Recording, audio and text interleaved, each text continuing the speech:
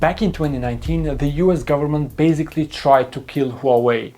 Not literally, but in the business world. They hit the Chinese tech giant with some of the toughest sanctions in modern history.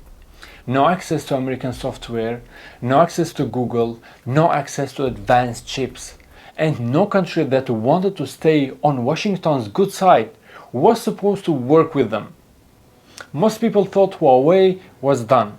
Their smartphone sales crashed, their profits dropped, and many believed that this was the end of China's biggest tech success story. But just a few years later, Huawei is back. Today, they are the world's largest 5G provider. They are making electric cars, building self-driving software, producing their own chips, and last year, their revenue jumped 22%. So how did this happen? How did Huawei pull off one of the biggest comebacks in tech history? Let's find it out.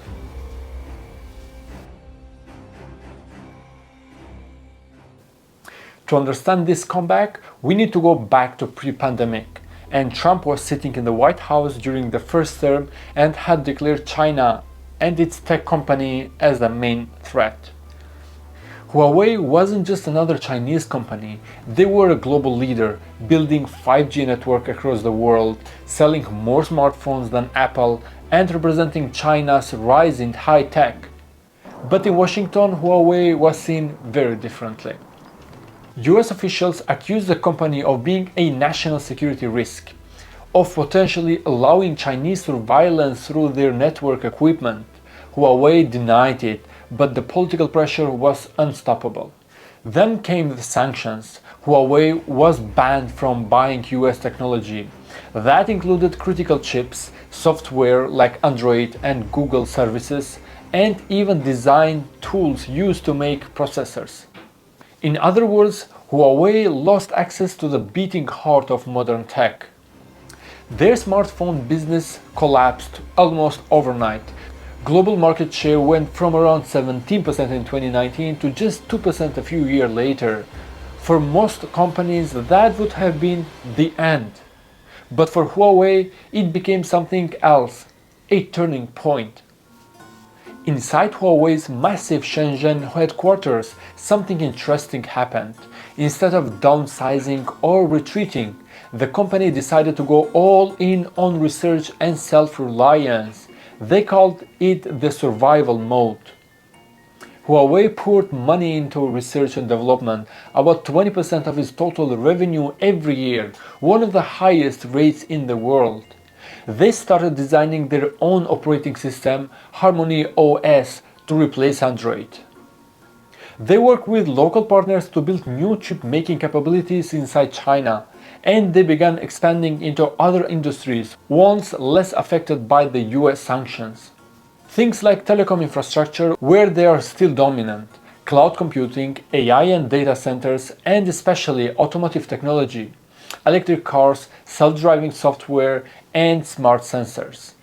Basically, Huawei started turning itself from a smartphone company into a technological empire. For a few years, progress was slow and painful. Revenue dropped. Their phones were no longer in the Western markets, but under the surface, something was changing. Then in 2023 and 2024, the world began to notice something strange. Huawei was coming back. Their new Mate 60 smartphone appeared out of nowhere, and the tech community was shocked. Because inside the phone was a chip that wasn't supposed to exist in China, a 7nm processor made domestically without US technology.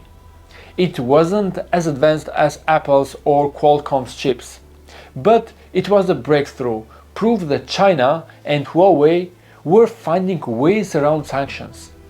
At the same time, Huawei's 5G business was booming again. They became the largest 5G provider in the world, dominating markets across Asia, Africa, and Latin America, areas less aligned with the US restrictions. And then came the EV push. Huawei started collaborating with Chinese car makers to build electric and hybrid vehicles using Huawei's self-driving software, sensors, and chips. Their smart car solutions business explored. growing several fold in just a year. By 2024, Huawei's total revenue had jumped 22% to around 120 billion US dollars, almost back to its pre-pandemic peak. That's a staggering recovery, one few thought possible. So how did Huawei pull it off? First, going local. When foreign suppliers cut them off, Huawei built its own. They worked closely with Chinese chipmaker SMIC, local component suppliers and national R&D labs. Second, building everything in-house.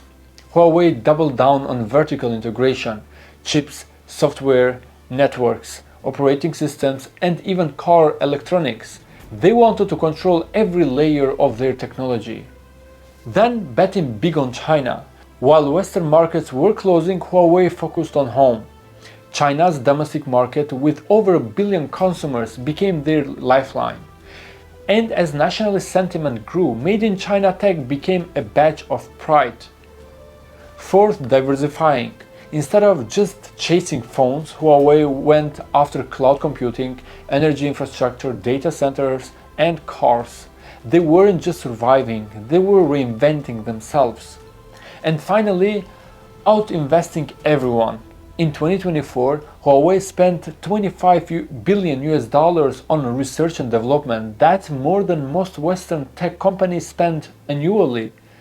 It's how they stayed ahead, even without access to Western technology. Huawei's comeback is about more than one company. It's about what happens when a superpower tries to isolate another and fails. By cutting Huawei off, the US hoped to limit China's technological rise, but instead it may have accelerated it. Same thing happening now with Nvidia's advanced chips. China is now building its own chip industry faster than ever. Its companies are pushing into AI, EVs, and telecommunications, all driven by the same logic: never depend on American tech again. Huawei has become a symbol of that movement, a kind of tech nationalism story that's reshaping global supply chains. Today, many developing countries are choosing Huawei 5G equipment again. Chinese EVs using Huawei software are hitting the roads. And the world's tech map is becoming more divided between the US aligned systems and Chinese built ones. So yeah, Huawei's story isn't over. They are still blocked in many Western markets. They still can't access the most advanced chips in the world, but they are proven something powerful. That cutting a company off doesn't always destroy it. Sometimes it forces it to evolve. And Huawei's case, that evolution is shaking the global tech industry all over again. This isn't just a comeback, it's a warning that the future of technology might not be built in Silicon Valley, but in Shenzhen. Thanks for watching and see you on the next episode.